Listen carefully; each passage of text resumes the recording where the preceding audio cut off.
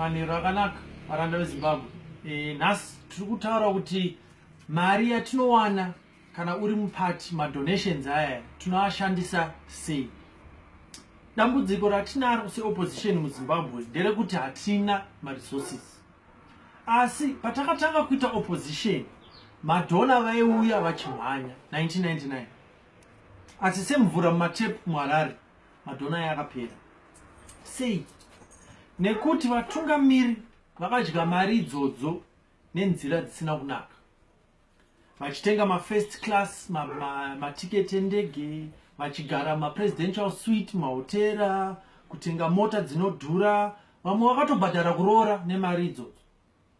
Saka chokwadi ndechekuti madhona pamwe chete nevaranda vemupati chaimo chaimo havasisina chitendeseko or confidence nema-opposition party.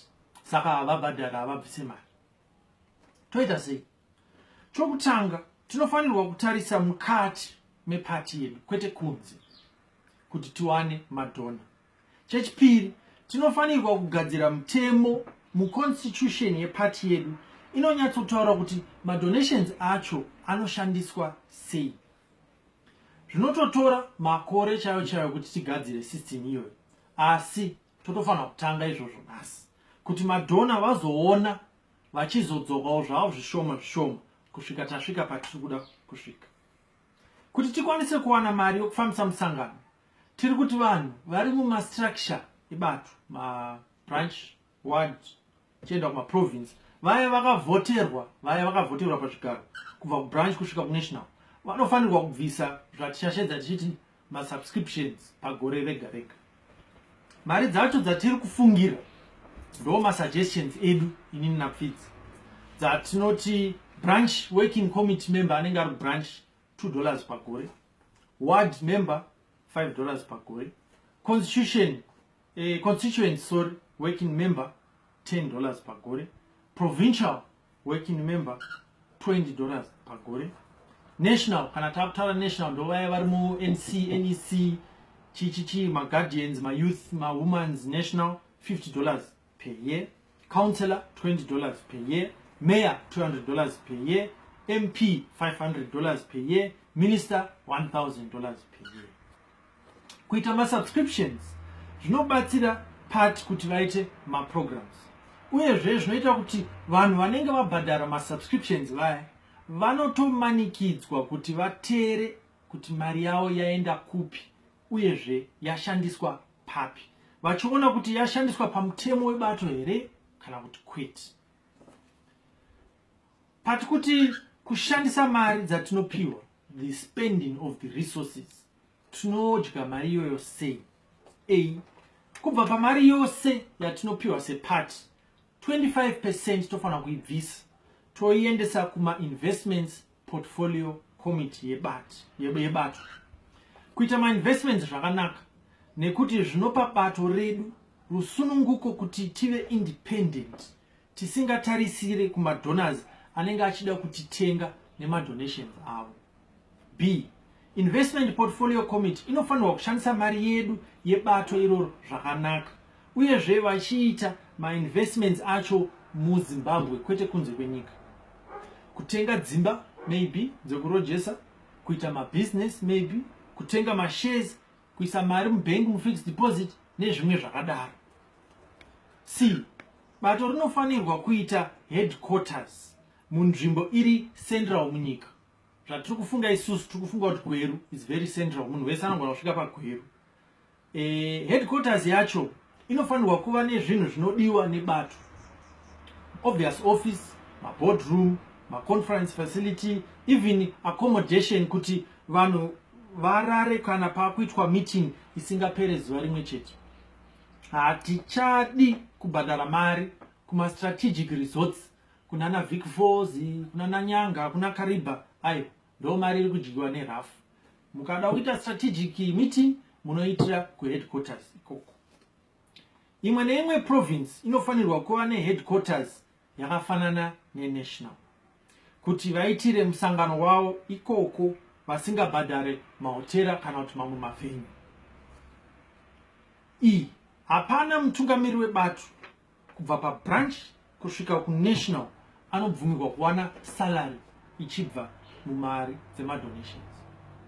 Vanobhadharwa, sorry, this is F. Vanobhadharwa nebato ndivo vaya vanoshanda mumaofisi epati chete. And even tikati kushanda ka tichida kutarisa kuti mamembers vatoita zvevolunteer kushanda muofisi imomo vasingabhadhari. But kana zvatadza, then yes, obviously tofanira kutsvaga vanhu vanenge vachidaira phone, vanenge vachifona mamembers, ivo vanenge vachiita sei vanofanira kuwanawo kubhadhara. G. Kana pane mari inodiwa kuti vatungamiri vaende kumusangano kana kumeeting, kana kuti kana vachida kutenga mota, kana kuti vatenge zvinhu zvokushandisa musangano, vanofanirwa kushandisa the bare minimum inodiwa. Hapana zvekubhuruka nendege mufirst class aiwa.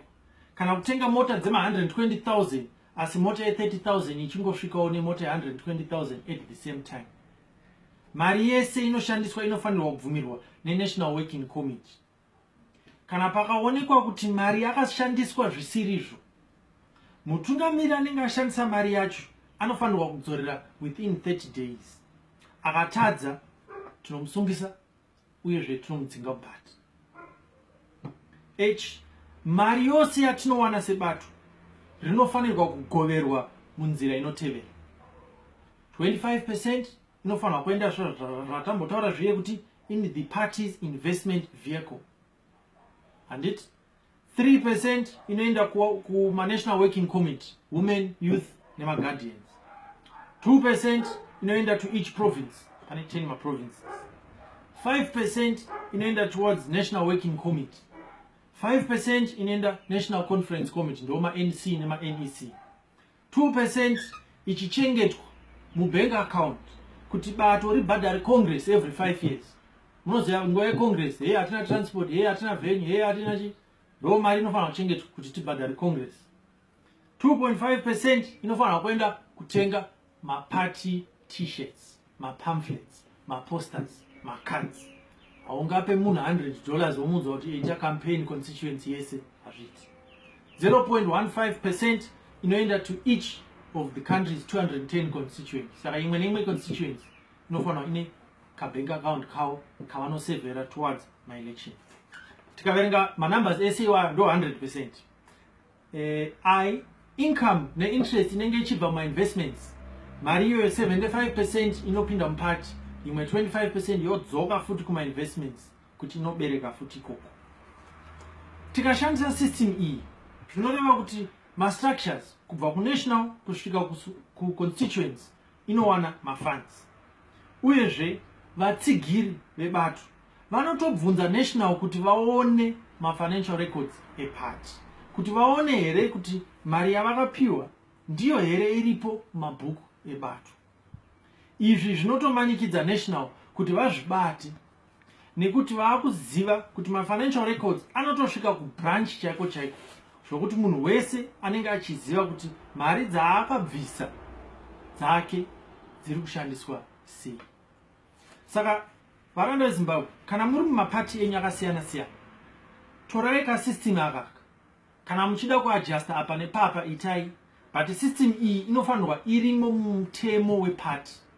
Constitution yepati inofanirwa kutaura kuti mari dzemadhona inoshandiswa sei mupati. Kana musina izvozvo, ma-leaders vachadya mari iyoyo rafu. Mukatanga kubvunza nyaya yema-t-shirt munongovharwa muchinzi hakuna mari, hakuna mari, but ugoona mota inenge ichidrivwa kusvika pagrowth point ipapo. Varanda veZimbabwe, tofanira kuvhura maziso, tavafanira kuchenjera.